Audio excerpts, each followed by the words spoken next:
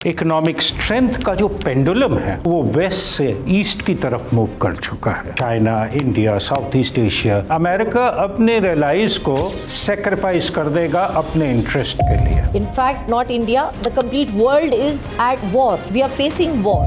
लोग तो सिर्फ यूक्रेन रशिया वॉर या इजराइल हमास वॉर की बात करते हैं। कांगो में वॉर हो रही है, सूडान में सिविल वॉर चल रही है, म्यांमार में वॉर चल रही है, कंबोडिया, थाईलैंड के बीच में वॉर चल रही है। थोड़ा सा डर भी लगता है कि हमारे सारे पड़ोसी मुल्क में इतना ज्यादा स्ट्रेस है, कहीं हम पे कुछ अफेक्ट ना आ जाए। आज की तारीख में वर्ल्ड वाइड कहीं पर भी कुछ भी होगा, वो सोचते हैं कि मैं इंटरनेशनल लेवल पर क्रेडिट ले। I ended 7 wars, but I stopped 7 wars. We ended the wars, you know. Operation Sindoor हुआ, हमने उन्हें क्रेडिट नहीं दिया पीस का। चाइना हुआ, इंडिया हुआ, ईरान हुआ। जी, These are civilizational countries. हजारों हजार साल का civilization है। ये survive कर रही हैं thousands of years. India is a Mercedes and his Pakistan is a dumper. What does this mean? Future of the world lies. What is the relationship between, say, India and China, India and Moscow, India and Washington? It is cultural. It is economic. It is social. It is environmental. And then it is military also. अब उसके बारे में क्या सोचना जो नहीं बदल सकते, जो बदल सकते हो उसके बारे में कुछ करो। तूफानों से आंख मिलाओ, सैलाबों पे वार करो, मल्लाहों का चक्कर छोड़ो, तैर के दरिया पार करो। नमस्कार, मैं हूं मिताली चंदोला और आप मेरे साथ देख रहे हैं मेरा खास show face to face with Mitali Chandola. आज का मुद्दा हमारा बेहद अहम है। आज हम बात करेंगे नेशनल सिक्योरिटी की।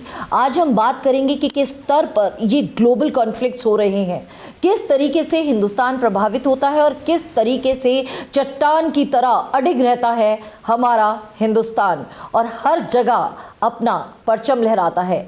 आज के मेरे खास मेहमान मेरे साथ मौजूद हैं एक्स डीजी CISF, जो हर इम्पॉर्टेंट जगह पर काम कर चुके हैं और सबसे बड़ी खासियत उनकी ये है कि वो इंटरनल सिक्योरिटी की पॉलिसी मेकिंग में किस तरीके से पूरे हिंदुस्तान को सेफगार्ड किया जा सके, वो पॉलिसियां, वो नीतियां उन्होंने बनाई हैं।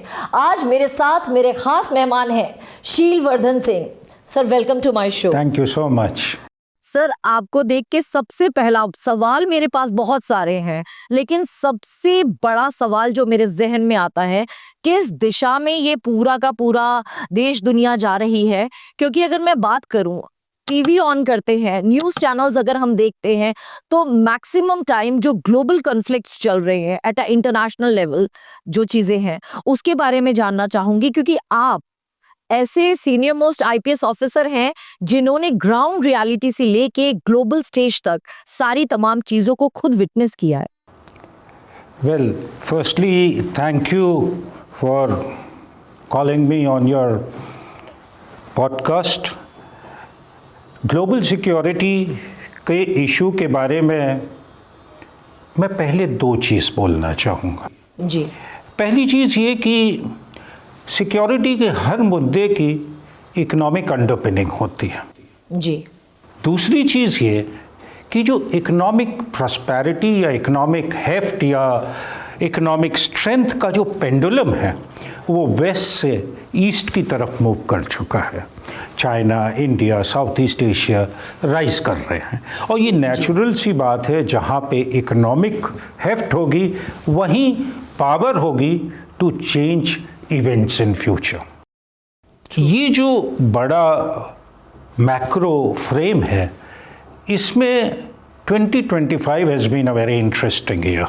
यस, स्पेशली बिकॉज, और ख़ास तौर से जब ट्रम्प साहब सेकेंड टाइम अपनी प्रेसिडेंसी में आए। जी जी जी। और इसमें शुरुआत अगर देखिए तो रिसेंटली नेशनल सिक्योरिटी स्ट्रैटेजी आई अमेरिका की जी, उसे अगर उसका फाइन प्रिंट पढ़ें तो 2 चीज़ उभर के आती हैं। पहली चीज़ कि none of the allies of America can rely on it. America अपने रिलाइज को सेक्रीफाइस कर देगा अपने इंटरेस्ट के लिए। जी, दूसरी चीज़ आती है कि एक ग्लोबल पुलिसमैन था अमेरिका, वो उसके लिए अब कॉस्ट नहीं बेयर करेगा। अब ये जब दो चीज़ आती हैं तो इसके साथ साथ आप चाइना को देखिए। हाँ जी, चाइना का टेक्नोलॉजिकल और फुटप्रिंट और इकोनॉमिक फुटप्रिंट वर्ल्ड में बढ़ रहा है, बहुत ज़्यादा। काफ़ी ज़्यादा बढ़ रहा है। इस फ्रेमवर्क में वॉर्स हो रही हैं। हाँ, लोग तो सिर्फ यूक्रेन रशिया वॉर या इजराइल हमास वॉर की बात करते हैं। मेरा अगला सवाल यही है आपसे जी। रेयर अर्थ्स के लिए वॉर हो रही हैं, कॉन्गो में वॉर हो रही है, टैंटलम के लिए हो रही है, जी, सूडान में सिविल वॉर चल रही है, म्यांमार में वॉर चल रही है, कंबोडिया थाईलैंड के बीच में वॉर चल रही है। तो एक तरफ जो है चेंजिंग फुटप्रिंट्स हैं, दूसरी तरफ इकोनॉमिक हेफ्ट के लिए फाइट है, उसके ऊपर सुपर इम्पोज्ड वॉर्स हैं। जी, उसके ऊपर जब ट्रम्प साहब सेकेंड प्रेसिडेंसी में आए, उन्होंने तारिफ्स को वेपनाइज कर दिया। अब तारिफ्स को वेपनाइज करा तो उससे जो है पूरा वर्ल्ड का जो इकोनॉमिक स्ट्रक्चर है जी, उसके रूल्स की धज्जियां उड़ गई। Now there are no rules to follow. Global order is crumbling. So in this scenario, economic as well as security scenario बहुत fluid. So that is the current state of affairs.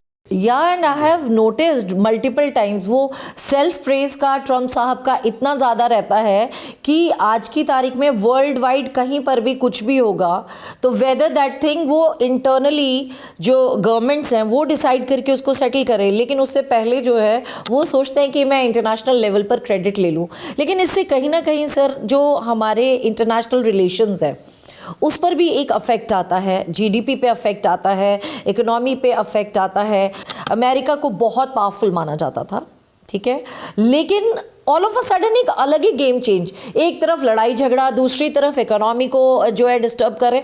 तो ये खाली हिंदुस्तान की ही मैं बात नहीं करूँगी, वर्ल्ड वाइड सबकी जीडीपी पे अफेक्ट आता है। यस, आप सही कह रहे हैं। ब्रिक्स इमर्ज कर रहा है। ब्रिक्स का इंडिया हिस्सा है। 35% of world GDP is with BRICS now.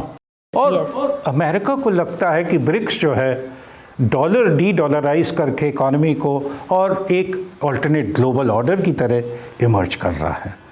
India उसका बहुत अहम हिस्सा है। ऑपरेशन सिंदूर हुआ और हमने उन्हें क्रेडिट नहीं दिया पीस का।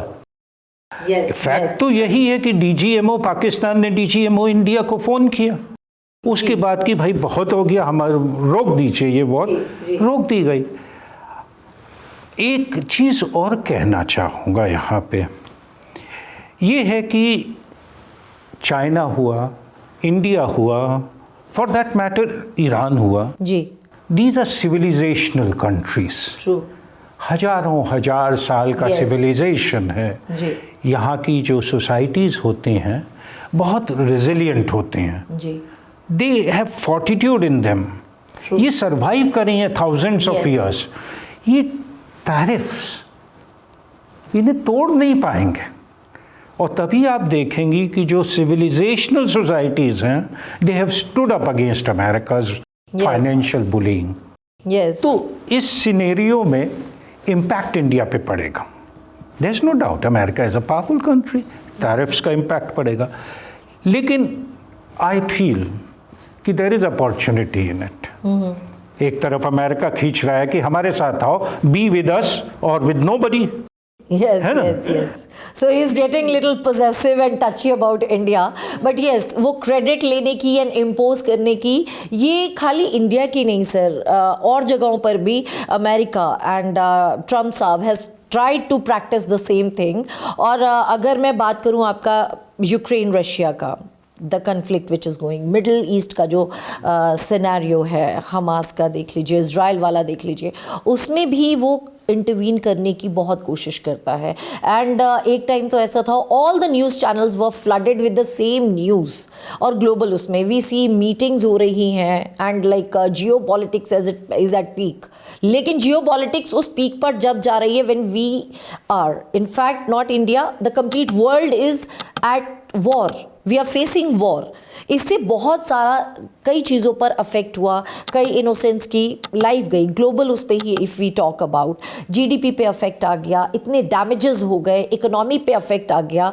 सर अगर मैं ओवरऑल पूरे सिनेरियो की बात करूं, अभी हमने अमेरिका को लेके बात करा, बट बाकी के और कन्फ्लिक्ट्स भी हो रहे हैं।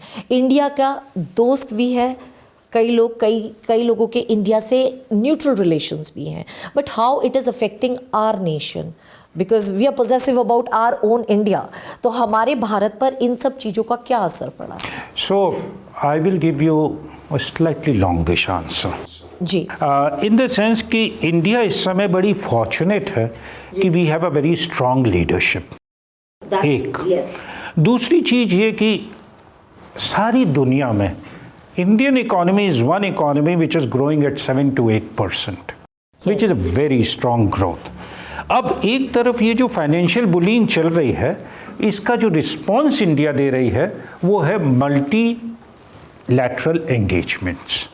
अगर आपने प्राइम मिनिस्टर साहब की रिसेंट विजिट देखी तो वो अमान गए थे जॉर्डन में, आदिस अबाबा गए थे इथियोपिया में, और ओमान गए थे। अमान जो है ना, जॉर्डन है, बल्वर्क है मिडल ईस्ट में, वहाँ से हमारे फर्टिलाइजर्स आते हैं, फॉस्फेट आता है वहाँ से for our agriculture. Addis Ababa Africa के लिए एंट्री है हमारी। Oman is very important for us. So ये multi engagement is one strategy जिससे हम जा रहे हैं, जिससे कि ये इम्पैक्ट को हम ब्लंट कर रहे हैं।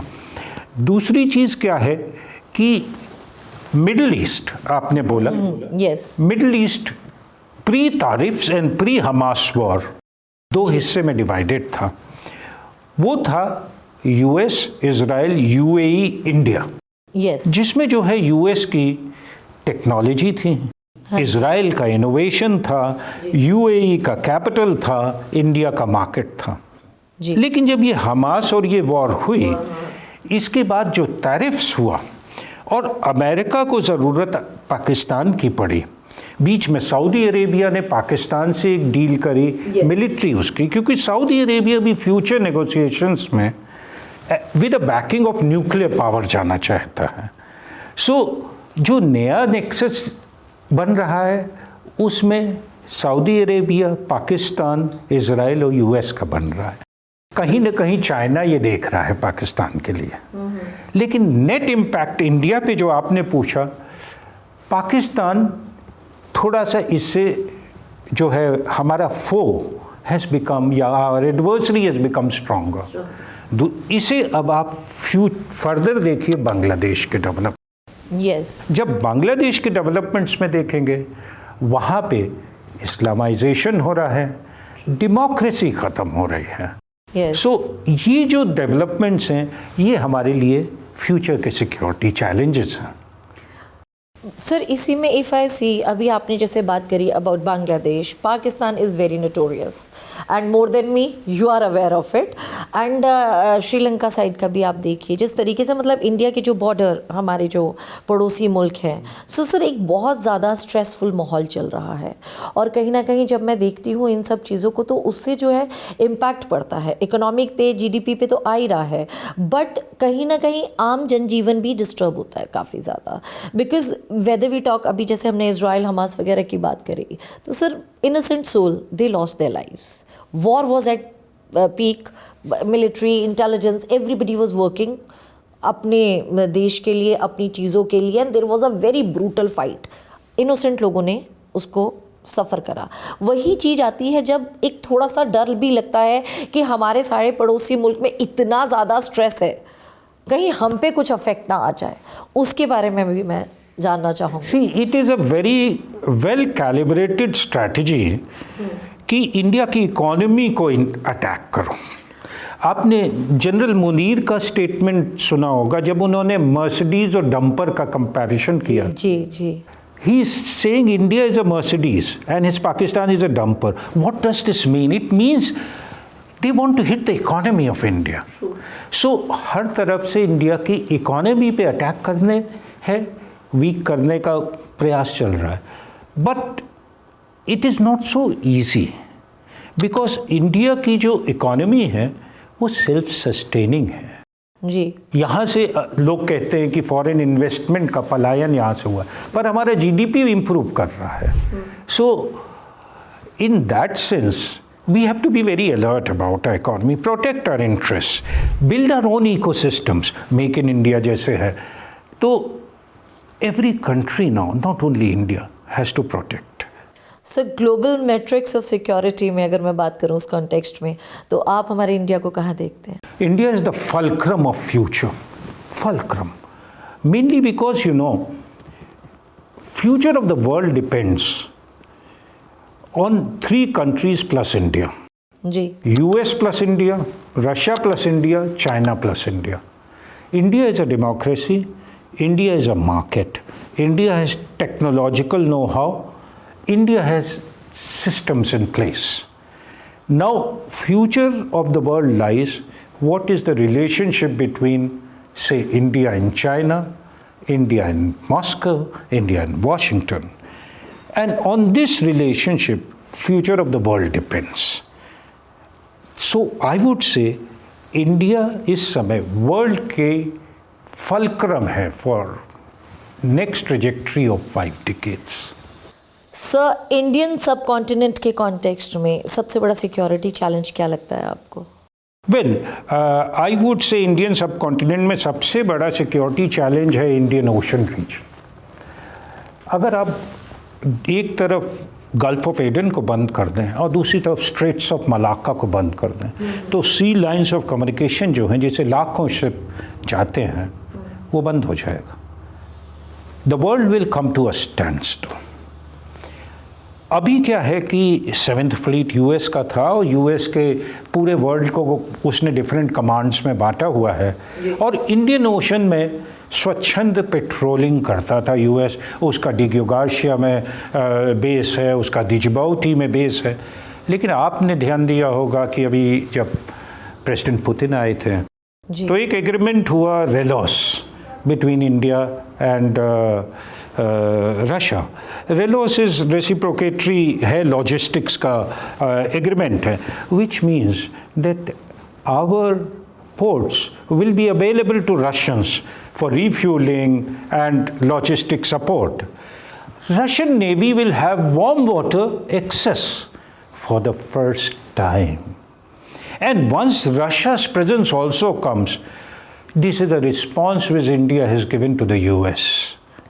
True. So the game will be played in the Indian Ocean. The game will be played, but when I talk about Indian oceans, we have even witnessed the notorious nefarious activities of China. Yes. And अभी ही की बात है, मतलब at the time जैसे जिक्र हुआ था operation सिंदूर, जब वो सारा चीज़ें हो गई, ट्रम्प साहब क्रेडिट ले रहे थे, लेकिन हिंदुस्तान का अपना हुनर था, एंड वी ऑल नो कि एक्चुअल फैक्ट्स क्या थे।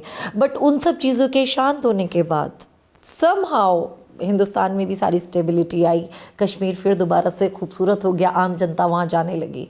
लेकिन एक हलचल हुई, और वो हलचल थी इंडियन ओशन में। वी कुड विटनेस कि एक तरफ तो चाइना कहता है कि नहीं, ये हमारा जो है शिप, उनके नेफरस एक्टिविटीज़ वहाँ देखने को मिली, वो मूव कर रहे हैं टुवर्ड्स तमिलनाडु साइड से, एंड देन हमारे INS विक्रांत की तरफ को। एक तरफ कहते हैं it is about the research, but जितना वो अंदर आ चुके थे, तो that was a alarm for India कि सी हमारी इतनी सेफ नहीं है। इनफैक्ट नेवी वहाँ पे काम कर रही है, हमारा इंडियन कोस्ट गार्ड कर रहा है, but under sea operations are very risky, very different, very difficult. एक तरफ हमने रशिया को तो अपना जो है पोर्ट्स शेयर कर रहे हैं, they will be having after a long time, जैसे आपने कहा hot waters. But the thing is, जब इस तरीके की एक्टिविटीज़ होती हैं तो समहाउ सर फिर again sea will turn out to be a battle war. Then what? You see, whenever a country is rising, such issues will arise. And we have to be very nimble in dealing with them. उसमें बराबर हमें deal करते रहना पड़ेगा। Indian Ocean में जो है हम लोग का प्राइम एरिया है, it's after all named after India as Indian Ocean, it is ours. और इसमें हमारी जो कॉन्टैक्ट्स हैं, cultural contacts with the island nations भी हम लोग ने बनाए हैं। एक मिनिस्ट्री ऑफ कल्चर का प्रोजेक्ट मौसम है, आई थिंक शायद ऐसे ही नाम है कुछ, जिसमें कि जो है ना cultural exchanges with the islands है, जो हमारी स्ट्रेंथनिंग इंडियन ओशन में है because of our location, is not only military, it is beyond military, it is cultural, it is economic, it is social, it is environmental, and then it is military also. So जो resilience हमारी due course में Indian Ocean में आएगी वो किसी बाहर वाले की नहीं आ सकती है। ये जो आप inroads की बात कर रहे हैं, when you are a rising power, all this will happen and you will have to deal with it. That would be my take on it.